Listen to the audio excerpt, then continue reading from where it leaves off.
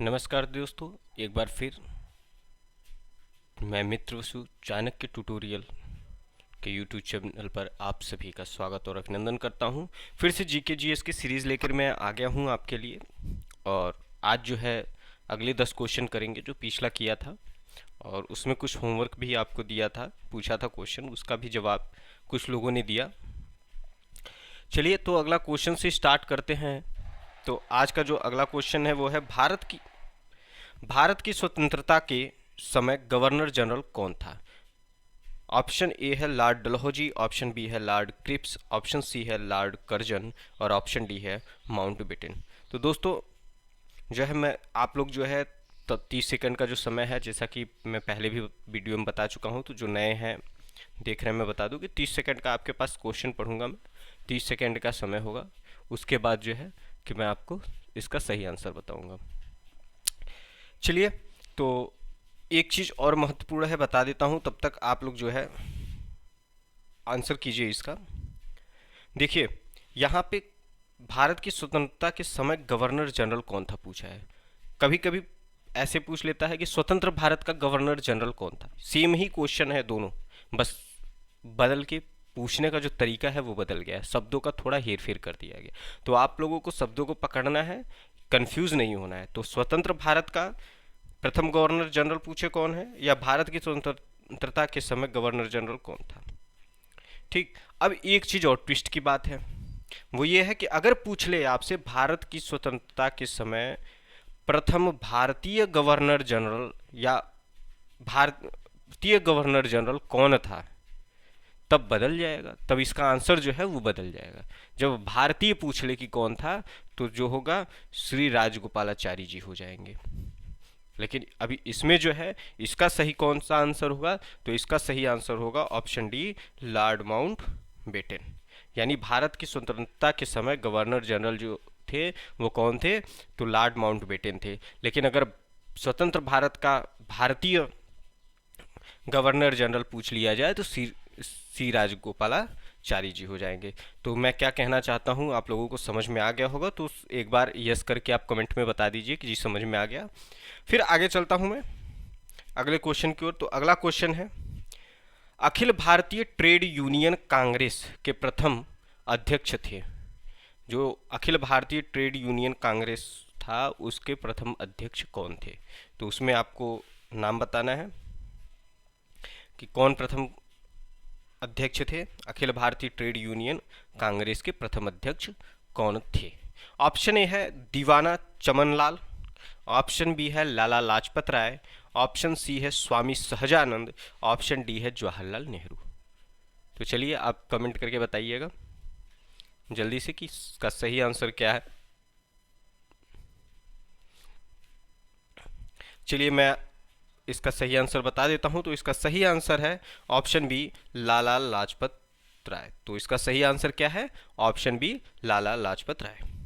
चलिए अगले क्वेश्चन की ओर चलते हैं। उससे पहले दोस्तों अगर आपने चैनल को सब्सक्राइब नहीं किया है, नए हैं, तो चैनल को सब्सक्राइब कर लीजिए, बेल आइकन को प्रेस कर लीजिए, जिससे आगामी जो भी वीडियोस सीरीज़ या जो भी लेक्चर्स हैं उसकी सूचना आप तक सबसे पहले पहुंच जाए।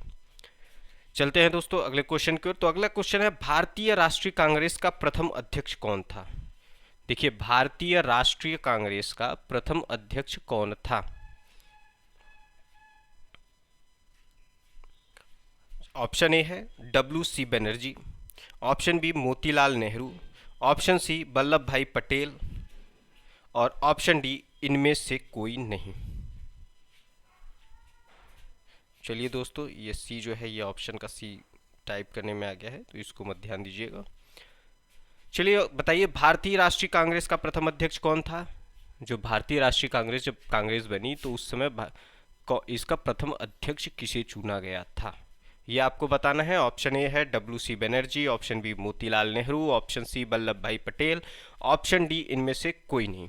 और साथ ही साथ दोस्तों आपको एक चीज़, जिन्होंने कमेंट करके आंसर बता दिया है उनके लिए अगला क्वेश्चन ये कि भारतीय राष्ट्रीय कांग्रेस जो थी उसकी स्थापना किस वर्ष हुई, उसकी स्थापना किस वर्ष हुई, तो ये भी आप कमेंट करके बताइए। इसके बाद मैं बताता हूं इसका सही आंसर क्या है, चलिए बताता हूँ इसका सही आंसर क्या है। तो इसका सही आंसर है ऑप्शन ए, WC बनर्जी जो थे वो भारतीय राष्ट्रीय कांग्रेस के प्रथम अध्यक्ष थे। चलिए अगले क्वेश्चन की ओर चलते हैं। अगला क्वेश्चन है, भारत का ग्रैंड ओल्ड मैन किसे कहा जाता है। तो जो भारत का ग्रैंड ओल्ड मैन है उसे किसे कहा जाता था या किसे कहा जाता है, आप इसे कमेंट करके बताइए। उम्मीद है आप सभी को ये बहुत ही सरल क्वेश्चन है, बार बार एग्जाम में भी पूछा गया है, तो आप जो है इसका रिप्लाई जो है सही करेंगे।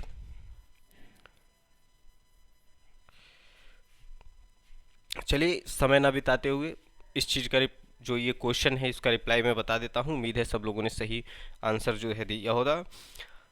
इसका सही आंसर है दादा भाई नौरोजी, जो grand old man of India जो है के नाम से दादा भाई नौरोजी को जाना जाता है। तो इसका सही आंसर क्या है, ऑप्शन ए। चलिए अगले क्वेश्चन की ओर चलते हैं। अगला क्वेश्चन है, किसने कहा था कि गांधी जी ने राष्ट्रीय आंदोलन को एक क्रांतिकारी आंदोलन और जन आंदोलन का रूप दिया है। एक कथन दिया है और पूछा है कि ये कथन किसका है। किसने कहा था कि गांधी जी ने राष्ट्रीय आंदोलन को एक क्रांतिकारी आंदोलन और जन आंदोलन का रूप दिया था। ऑप्शन ए है Coupland, option B Lewis Fisher, option C Gokhale या ऑप्शन डी सुभाष चंद्र बोस। तो ये बताइए किसका कथन है, किसने कहा था। इंपॉर्टेंट क्वेश्चंस है और फिर से मैं एक बार पढ़ देता हूं। किसने कहा था कि गांधी जी ने राष्ट्रीय आंदोलन को एक क्रांतिकारी आंदोलन और जन आंदोलन का रूप दिया था। ऑप्शन ए है Coupland, option B Lewis Fisher, option C Gokhale और ऑप्शन डी सुभाष चंद्र बोस। चलिए दोस्तों मैं इसका सही आंसर बता देता हूं। उम्मीद है आप सभी ने कमेंट में इसका सही आंसर दे दिया होगा। तो इसका सही आंसर है, ये कथन जो है ये कूपलैंड का है। कूपलैंड ने कहा था कि जो गांधी जी हैं ये राष्ट्रीय आंदोलन को एक क्रांतिकारी आंदोलन और जन आंदोलन का रूप दिए थे। चलिए अगले क्वेश्चन की ओर चलता हूं। महात्मा गांधी ने कब हरिजन पत्रिका का प्रकाशन आरंभ किया था। देखिए अभी कल के जो सीरीज थी उसमें भी मैंने हरिजन महासभा का जो है किसने गठन किया था, आयोजन किया था, उसके बारे में क्वेश्चन पूछा था। और अब इसमें है महात्मा गांधी ने कब हरिजन पत्रिका का प्रकाशन आरंभ किया था। तो हरिजन एक पत्रिका भी थी जो कि महात्मा गांधी के द्वारा प्रकाशित की जाती थी। और ये किस सन से प्रकाशित की जाने शुरू हो गई या आरंभ किया गया, तो आप जो है इसका सही आंसर बताएंगे कमेंट करके। ऑप्शन ए है 1920, ऑप्शन बी है 1965, ऑप्शन सी है 1986, ऑप्शन डी है 1933। चलिए दोस्तों आप कमेंट करके बताएंगे कि महात्मा गांधी ने कब हरिजन पत्रिका का प्रकाशन आरंभ किया था। Option A 1920, option B 1965, option C 1986 और ऑप्शन डी 1933। चलिए इसका सही आंसर मैं बता देता हूं। तो इसका सही आंसर है ऑप्शन डी 1933। 1933 में महात्मा गांधी ने हरिजन पत्रिका का प्रकाशन आरंभ किया था। दोस्तों अगर आपने अभी तक इस वीडियो को लाइक नहीं किया है तो लाइक कर दीजिए, अपने दोस्तों के साथ भी शेयर कीजिए। ज़्यादा से ज़्यादा लोगों के साथ शेयर करेंगे तो हम भी थोड़ा मोटिवेट होंगे, हमें भी लगेगा कि हमारे मेहनत का जो परिणाम है वो दिख रहा है सामने। तो इसलिए आप लोग को अगर सीरीज़ पसंद आती है तो कम से कम एक शेयर जो है अपने किसी एक दोस्त को, तैयारी करने वाले दोस्त को, भाई बंधु को, या जो भी जानकारी लेना चाहते हैं, इस तरह की जानकारी चाहते हैं, उनको आप शेयर करेंगे और आप खुद लाइक करेंगे।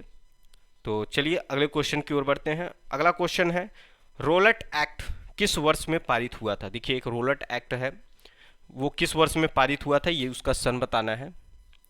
तो ऑप्शन ए है 1920, ऑप्शन बी है 1965, ऑप्शन सी 1986 और ऑप्शन डी 1933। चलिए दोस्तों बताइए कि रोलट एक्ट जो है वो कब पारित किया गया था।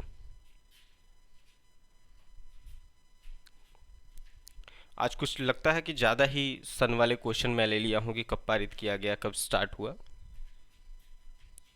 पर कोई बात नहीं। आप लोगों को उम्मीद है कि पसंद आएगा। आपको जैसा भी ये वीडियो लगे आप बताइएगा ज़रूर। कमेंट करके। और वीडियो के अंत में ये भी बताइएगा कि 10 में से आपके कितने जो क्वेश्चंस हैं वो सही हुए। और इसी तरह से क्वेश्चंस जो हैं आगे बढ़ाया जाए, जो सीरीज़ चल रही है, या थोड़ी बहुत क्वेश्चंस में बदलाव किए जाए, डिफ़िकल्टी के हिसाब से डिफ़िकल्ट वाले जो क्वेश्चंस हों उनको बाद में पूछे जाए, थोड़ा पहले इजी क्वेश्चन से स्टार्ट किया जाए। तो आप जो है अपना सजेशन जो है कमेंट में दे सकते हैं। और अगर आप चाहें तो चैनल पे टेलीग्राम लिंक है, वहाँ पे भी जाके आप ज्वाइन कर सकते हैं। आपको पीडीएफ मिल जाएगी, मैथ की पीडीएफ अभी फ़िलहाल तो अवेलेबल है वहाँ पे, और क्लास के बाद अपलोड की जाती है। बाद में आपको ये सब जो पीपीटी के थ्रू है ये भी पीडीएफ में कन्वर्ट करके आपको दे दिए जाएंगे, तो आप जो है उससे भी रिवीजन कर सकते हैं। और भी सजेशन अगर देना चाहते हैं तो मेल भी कर सकते हैं। मेल आईडी जो है हमारा वेबसाइट है, वेबसाइट का भी लिंक है तो वो डिस्क्रिप्शन बॉक्स में, तो वहाँ से जा करके आप अपने विचारों को हम तक पहुँचा सकते हैं। चलिए दोस्तों, तो इसका सही आंसर जो है मैं बता देता हूँ। उम्मीद है आप लोगों ने इसका सही जवाब दे दिया होगा। तो इसका सही आंसर है ऑप्शन बी 1965। जो रोलट, सॉरी ये पीछे आ गया, हाँ ये था, ये क्वेश्चन था अपना। रोलट एक्ट किस वर्ष में पारित हुआ था? तो इसका जो सही आंसर है वो क्या है, एक बार मैं फिर से इसको रिपीट कर देता हूँ, शायद मिस्टेक से पीछे रह गया था और मैंने ऑप्शन पढ़ दिया था, इसके लिए माफ़ी चाहूँगा।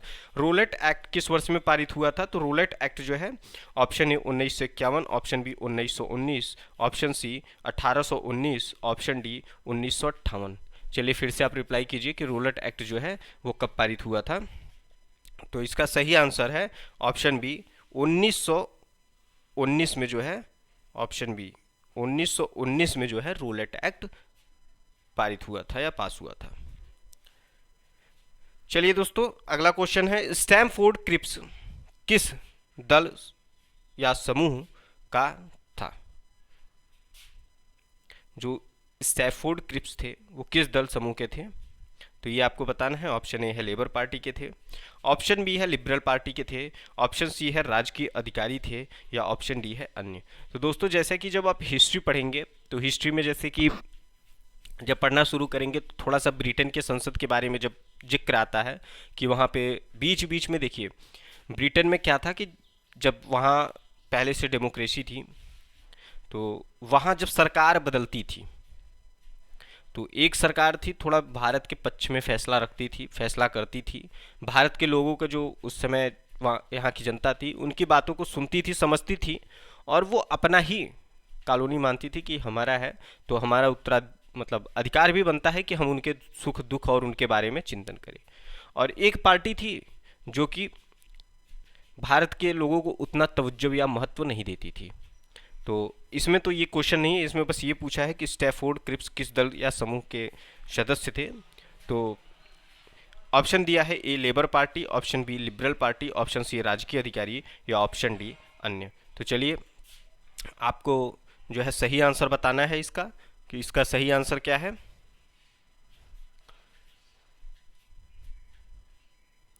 चलिए दोस्तों, आपका समय समाप्त होता है, मैं बता देता हूं। तो इसका सही आंसर है लेबर पार्टी। जो स्टैमफोर्ड क्रिप्स थे वो किस पार्टी के थे? तो वो लेबर पार्टी के थे। अगले क्वेश्चन की ओर चलते हैं। अगला क्वेश्चन है सुभाष चंद्र बोस ने अंग्रेजों के विरुद्ध अपना आंदोलन कहां से आरंभ किया? चलिए दोस्तों, आप कमेंट करके बताइए। आपके पास 4 ऑप्शन हैं। ऑप्शन ए बर्मा से, ऑप्शन बी जापान से, ऑप्शन सी थाईलैंड से, या ऑप्शन डी सिंगापुर से। तो जो सुभाष चंद्र बोस जी, जिन्हें नेताजी के नाम से भी जाना जाता है, उनका जो बहुत ही चर्चित और प्रसिद्ध स्लोगन है, तुम मुझे खून दो मैं तुम्हें आज़ादी दूंगा, तो उन्हीं नेताजी सुभाष चंद्र बोस जी के बारे में है कि उन्होंने अपना जो आंदोलन है अंग्रेजों के विरुद्ध वो कहाँ से प्रारंभ किया था। तो ऑप्शन है बर्मा से, ऑप्शन बी जापान से, ऑप्शन सी थाईलैंड से, ऑप्शन डी सिंगापुर से। चलिए आप कमेंट करके अपना आंसर बताइए।